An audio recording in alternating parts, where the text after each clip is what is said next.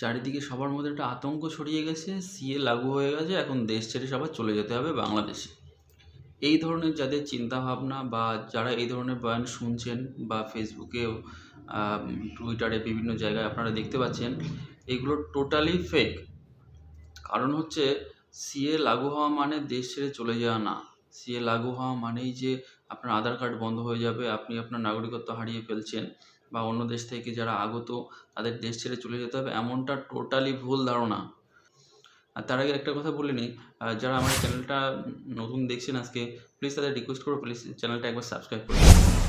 কিছু রাজনীতিবিদ আছে যারা নিজেদের স্বার্থে, ভোট ব্যাংকের স্বার্থে মানুষের মধ্যে একটা আতঙ্ক ছড়িয়ে দিচ্ছে, যে আতঙ্কর পরিপ্রেক্ষিতে মানুষ অনেকটা আতঙ্কিত হয়ে সঠিক জায়গায় ভোট দিতে গিয়েও কিন্তু বিরত থাকবে। এসব ভুল আলোচনা যখনই তাদের কানে যাবে বা শুনবে, অনেকে ভয় পেয়ে যাচ্ছে।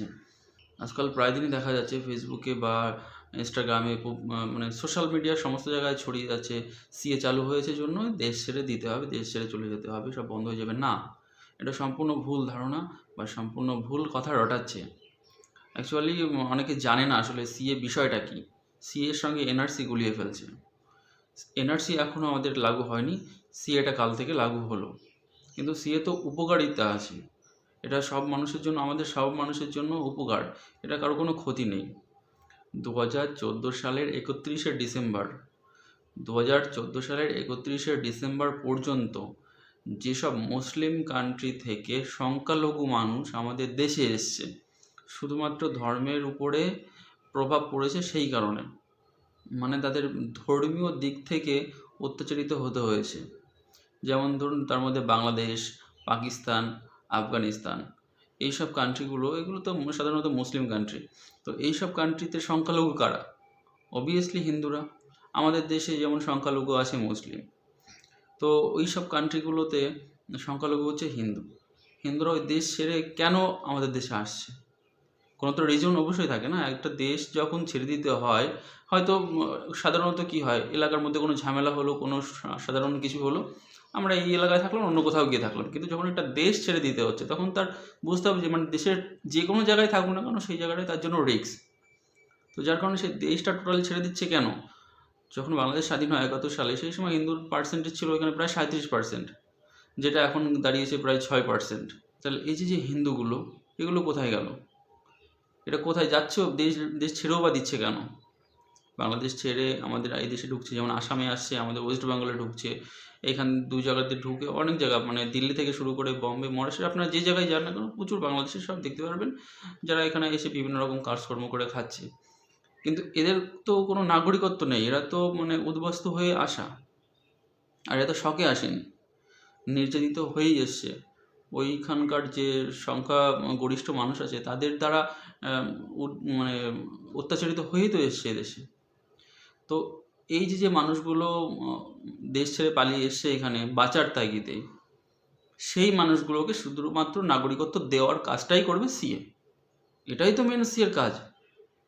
এর বাইরে সবাই যেরকম উল্টোপাল্টা ছড়াচ্ছে, আধার কার্ড বন্ধ করে দেওয়া হবে, সব জমি জায়গা ছেড়ে চলে যেতে হবে, হ্যাঁ, মানে যে যেরকম পারছে সে সেরকমভাবে ভুলভাল বোঝাচ্ছে। এর কারণ কি?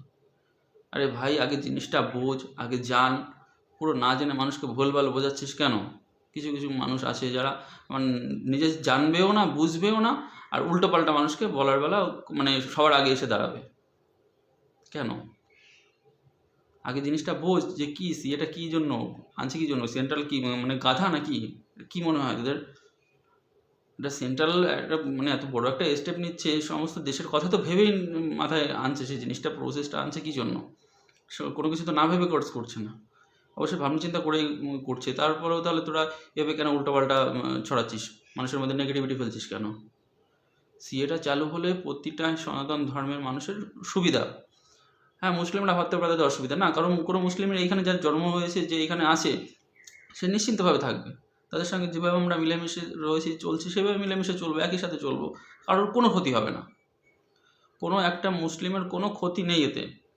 শুধুমাত্র বাইরের রাজ্য, বাইরের দেশ থেকে যে সংখ্যালঘু মানুষগুলো এখানে আসবে, তাদের নাগরিকত্ব দেওয়া হবে, বা পিছনের দিনে যারা এসছে তাদের নাগরিকত্ব দেওয়া হবে। 2014 সালে 31শে ডিসেম্বর আগে পর্যন্ত যারা এসছে তাদের নাগরিকত্ব দেওয়া হবে। কিন্তু 2014 সালে 31শে ডিসেম্বরের পরে যে মুসলিম এসছে সেগুলো চলে যেতে হবে যদি এনআরসি চালু হয়, তবে সিএতে না। সিএতে শুধুমাত্র এখন নাগরিকত্ব দেওয়া হবে। সে যদি কালো আসকেও বাংলাদেশ বা আফগানিস্তান পাকিস্তান থেকে যদি আসকেও কেউ আসে, বা 10 দিন পরে, 2 মাস পরে, 6 মাস আসে, এসে এখানে 6 মাস কন্টিনিউ স্টে করলে তাকে নাগরিকত্ব দেওয়া হবে। এটাই হলো সিএ। আর 2014 সালের পরে যেসব মুসলিমগুলো এসছে তাদের চলে যেতে হবে যখন এনআরসিটা লাগু হবে তখন। কিন্তু তার আগের থেকে মানুষকে ভুল ভাল বুঝিয়ে, হ্যাঁ, মানে তিলকে তাল, তালকে ঢোল পিটিয়ে মানুষের মধ্যে ভয় ঢুকিয়ে, হ্যাঁ ওই পার্টিটা এই করেছে, বিজেপি এই এই বিলটা পাস করেছে, বিজেপি একটা খারাপ কাজ করেছে, বিজেপিকে ভোট দেওয়া যাবে না, বিজেপিকে হাঁটাও, দেশ বাঁচাও, এটা কোনো কথা হলো? আরে সে তো ভালো কাজ করেছে। আর এই কাজটাই করার জন্য মমতা পার্লামেন্টে বিল ছুঁড়ে মেরেছিল স্পিকারের মুখের উপরে। সে ভিডিও এখনও আছে, সব মানুষই দেখে। আজকে সেই মমতা খোদ নিজেই এর বিরোধিতা করছে। তো অনেক কিছু বোঝার আছে, মানুষকে শুধু ভুলভাল বুঝিয়ে দিলেই তো হবে না। মেন সিএর কাজ কী সেটা আগে বুঝতে হবে, তারপরে সবাইকে বলতে হবে। তো সবাইকে এসে একটাই রিকোয়েস্ট করব যে এরকম ভুলভাল জিনিস বলবেন না, বা ভুলভালভাবে মানুষকে উত্তেজিত করবেন না। আগে পুরো জিনিসটা জানুন, বুঝুন, তারপরে বলুন।